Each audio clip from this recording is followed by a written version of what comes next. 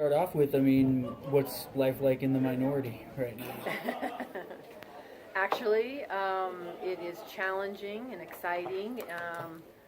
We are unified and united in the fight, and so far, been able to hold our own on certain things, particularly, as you well know, the Affordable Care Act, which has been a non-starter.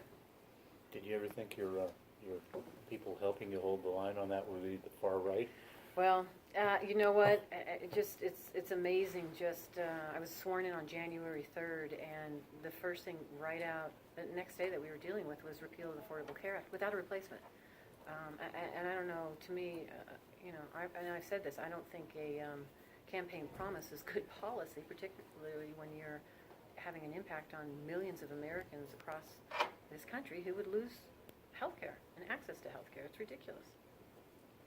Another thing the administration pushed through very quickly was finding a replacement for the Supreme Court seat, and there was the whole use of the nuclear option. I'm curious if Democrats do, take control of the Senate again, should the nuclear option, that 60-vote threshold for Supreme Court justices, be reinstated? I don't know, and I think that's a question we'll have at the time, but I think we've got other issues right now that we're dealing with. I will tell you this, I always think that particularly when it comes to our Supreme Court justices, there should be a 60-vote threshold. Because our Supreme Court justices and the bench, it should be balanced. It should be representing all of Americans across this country and all businesses. It should not be leaning ideologically one way or the other. And I've always felt and will always say that there should be a 60-vote threshold for the United States Supreme Court. The decisions they make have an impact on everybody's lives. And that's why it's just that important to ensure that there is a consensus-based nominee who is being looked at that everybody can get behind, or at least 60 senators would be able to support. Senator Ivana Cancela introduced a bill to prevent local governments from working with ICE, and then Democratic leadership decided not to pursue it. Was that the right decision to abandon that effort at the state level? I can't answer that. That's at the legislature, so you'd have to talk to the legislators to see. I will just tell you this. As the Attorney General of the state of Nevada for 8 years, and the conversations I've continued to have with local law enforcement, we've always worked very well on a couple of things. One, the individuals and the violent criminals we were arresting and putting in jail. And those were not the undocumented that you hear the current administration talking about. Two, I know my colleagues that I worked with and continue and had this conversation with Sheriff Lombardo. They do not want to be ICE agents. They don't want to undermine the working relationship they have within the community to protect those community members. And they want witnesses to crime to come forward, no matter whether you're documented or undocumented. So I know from at least working with law enforcement, there's always been this good working relationship, and at the end of the day, the goal is to protect everyone who lives in the state of Nevada, whether you're documented or not, from crime and from violent crime. And and statistics have shown that it is not the undocumented who are committing violent crime. They're least likely to commit violent crime. This data shows that. So that's why this whole administration, the path they're trying to go down and target individuals because of the country they come from or the color of their skin or their religion, it's not who we are as Americans. And that's why the first bill I introduced was to rescind that executive order that engaged in those mass deportations. Is it the state's role to try to tamp down on cooperation with ICE? I think it's the state's role to protect everybody who lives within the borders of the state, yes. And I think law enforcement working at the state, local, and federal level should be coordinating and working out how they protect citizens and businesses here. So what should states be doing then on immigration, given that Congress really hasn't taken this issue up since the Gang of 13 bill a couple years ago? It doesn't look like anything's coming down the pipeline. Should the legislature be dealing with this? Should localities be declaring themselves sanctuary counties or cities? What's the answer? Well, the answer for me is passing comprehensive immigration reform. We have a broken immigration system, and it is not going to be fixed by building a border wall That's not needed and wasting taxpayer dollars.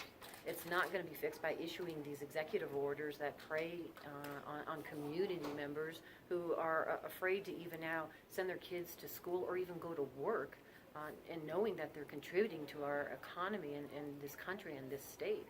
The answer is fixing the broken immigration system we have, and that answer is comprehensive immigration reform. I will continue to say that over and over again. I will continue to talk about and fight for and show the data that shows that it contributes to the economy. It is a win-win for everyone. That's why our farmers, that's why the businesses here, that's why the chambers, that's why so many people support passing comprehensive immigration reform. We're dealing with a voter fraud probe right now. The Secretary of State declared this last week. Do you have concerns about the integrity of our elections? I think that anytime there is an investigation in any type of fraud, voter or registration fraud, it should play out.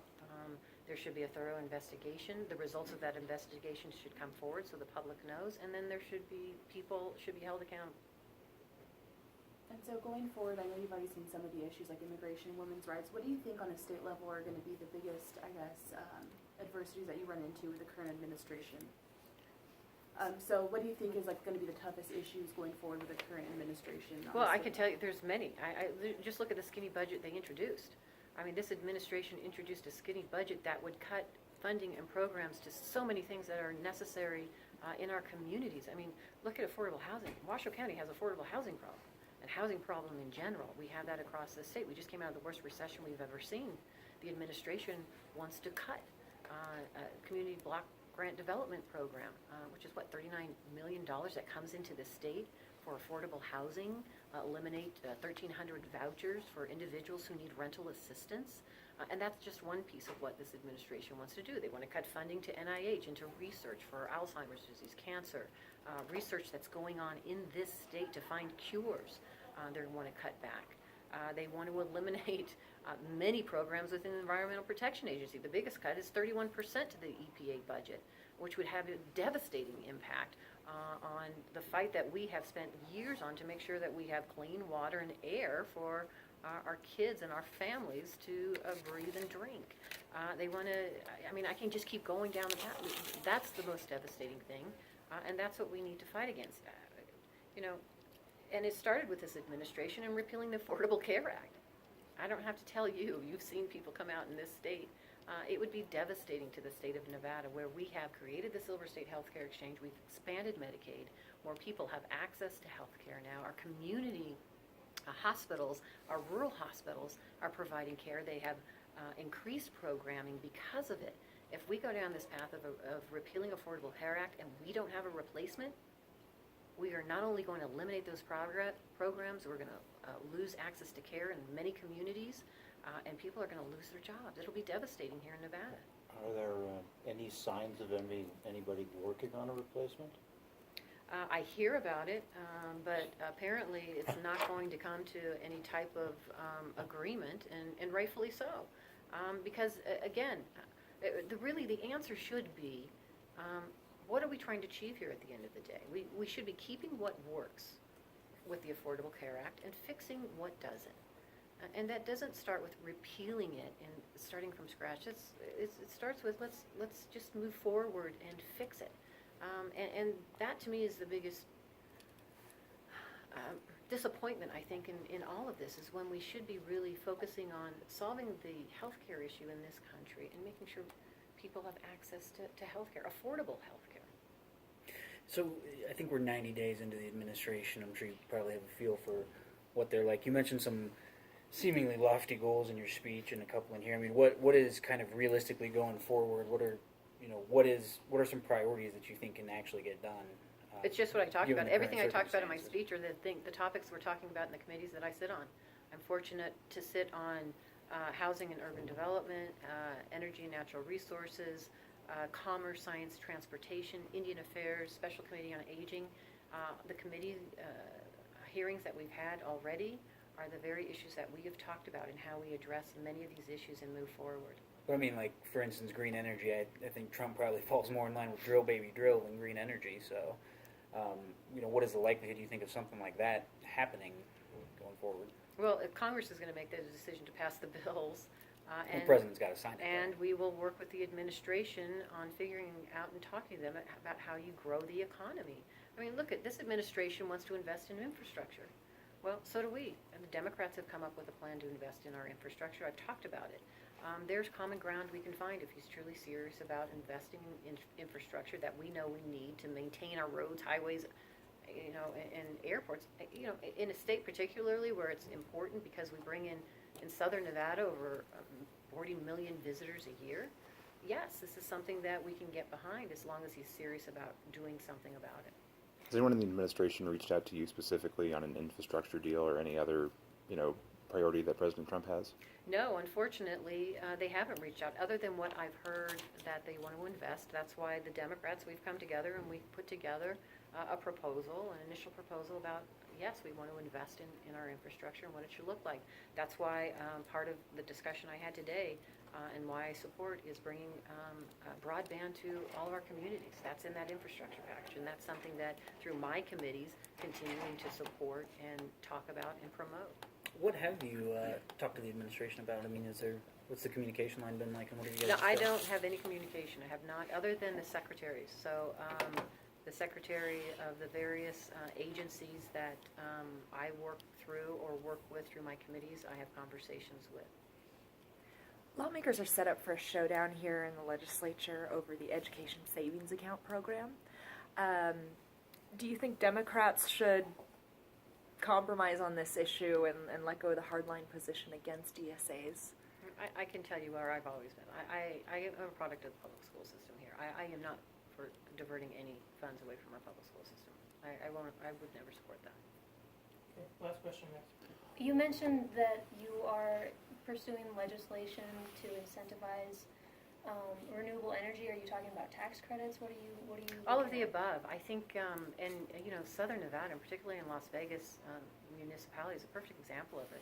Because of the federal funding they have received over the years, starting with the Recovery Act money that came in, that municipality is completely green, 100%, because they were receiving federal incentives, whether it was the Recovery Act money or whether it was tax credits or incentives that they could benefit to grow the programs and the businesses here. That's what I'm going to look to continue to do. I've already started having this discussion with some of the committee members that I sit with on energy and natural resources. But part of this also is, if we're going to go down this path, we also have to have a grid that can be maintained and expanded. Our electric grid needs to be improved upon.